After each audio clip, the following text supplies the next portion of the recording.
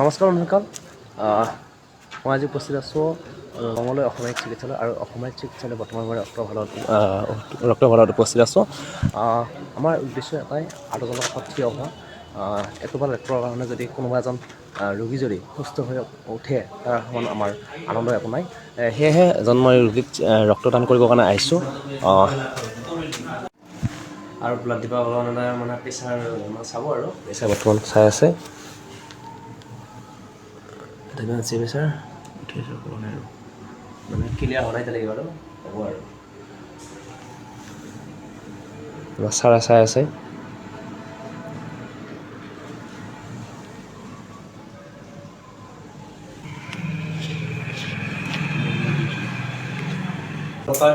কুকুৰ বিচনাখন বৰ্তমান 10 বাৰ হ'ল আৰু মানুহ কুকুৰ বিচনাখন মানে শুবৰ কাৰণে খুব পাই আনন্দিত।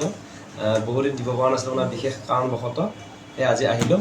মোৰ বাইদেউৰ কাৰণে আজি মোৰ ভাইটি টেষ্ট দিব আহিছে, এইটো কাৰণে মোৰ বহুত ভাল লাগিছে। আৰু লগতে আমাৰ নয়ন আহিছে বন্ধু, এই ৰাতি হ'লেও ধান চান কাটি হ'লেও আজি যেনে তেনে আহি মোৰ কাষত উপস্থিত হৈছে, তাৰ বাবে মই বহুত মানে উপকৃত।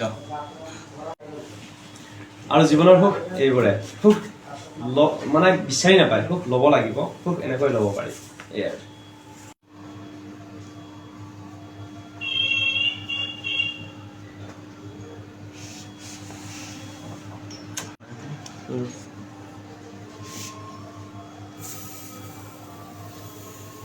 তাত কি ক'ব আজি? ৰক্তদান খুবেই আনন্দিত, কাৰণ মানৱতাৰ সুখৰ বিচনাখন এইখনৰ নিচিনা হ'ব নোৱাৰে। আমি ৰক্তদান কৰোঁ আৰু হয়তো বহুতে কয় ৰক্তদান কৰোঁ তোমালোকৰ ফেচবুকত যাওঁতে বা এনেকুৱা কৰোঁ, কিন্তু আমাৰ উদ্দেশ্য এটাই যাতে আমাক দেখি 100জনৰ ভিতৰত যাতে এজন ওলাই আহে, মানে তাকেই বিচাৰোঁ, যাতে বিপদৰ সময়ত 8জনৰ কাষত থিয় হোৱা। এটোপাল ৰক্তকণা যদি কোনোবা এজনৰ জীৱন মানে জীয়াই ৰখাত সুবিধা হয়, তাতকৈ সুখৰ কথা হ'ব নোৱাৰে। এয়াই জীৱনৰ উদ্দেশ্য। সুখ মানে কিনিব নোৱাৰি বা দুখ বেচিব নোৱাৰে, সুখ ল'বলৈ হ'লে এনেকৈ সুখ ল'ব লাগিব। এয়াই আৰু বহুতে কয় মই বহুত ক্ষীণ বা মই বহুত কষ্ট কৰি আছোঁ কিন্তু ৰক্ত দিব নোৱাৰোঁ, এই ক্ষেত্ৰত কি ক'বা? মানুহৰ বোলে কয় 3 নম্বৰ হাতখন হ'ল অজুহাত, সেই অজুহাতখন দেখুৱাই আৰু 2খন হাত মানে সাৱটি থাকে। তেনেকুৱাই আৰু মানে ক'লোৱে দেখোন, মানে বিভিন্ন ধৰণৰ ক'ব, মানে দিবলৈ ইচ্ছা নাই, মানে দুৰ্বল বহুত কিবি ক'ব, কিন্তু সেয়াই মানে অজুহাতটো তাৰমানে থাকিবই আৰু বহুতৰ।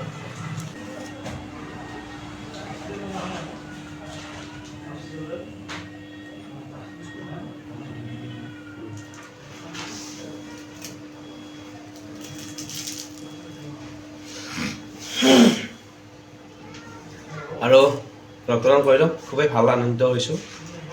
এই সুখ মানুহৰ মনবিলাক সদায় উদাৰ হ'ব লাগে, মানুহে মানুহক সহায় কৰিব লাগে, মানুহৰ পাৰ্চনেল বেয়া ভাৱবোৰ আঁতৰাই মানুহক কেনেকৈ সহায় আগবাঢ়ি উৎসাহ উদ্দীপনা যোগাব পাৰি সেই বিষয়ে মানুহবিলাক মানে অলপ সজাগত হ'ব লাগে। এই হ'ল আচল পৰিচয়। ৰক্তদান কৰিলোঁ আৰু এতিয়া ঘৰলৈ যাব ওলালোঁ। সঁচাকৈ মানে সুখ এটা অনুভৱ কৰিলোঁ আজি। 7জনৰ সদায় থিয় হ'ব।